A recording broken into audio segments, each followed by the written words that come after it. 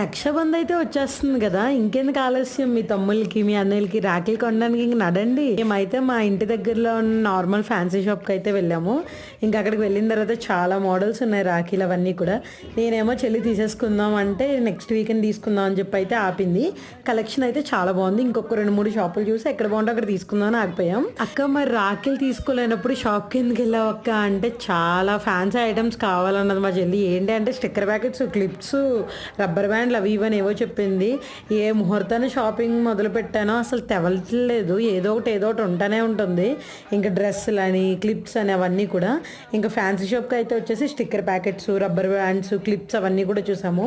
ఇక్కడైతే బుడ్డి క్లిప్స్ భలే కనిపించినాయి. మా చెల్లేమో తీసుకోక నీకు మంచి హెయిర్ స్టైల్ వేస్తాను అని చెప్పి అయితే అక్కడే పెట్టి చూసేస్తుంది. మాకైతే బాగా అనిపించింది. ఫ్యాన్సీ షాప్కి అస్తమాను వెళ్ళే కంటే మేము ఒకేసారి తీసేసుకుంటాము. ఒక 2 months 3 monthsకి వచ్చేస్తాయి అనమాట. ఇలా మా షాపింగ్ కంప్లీట్ అయిపోయింది.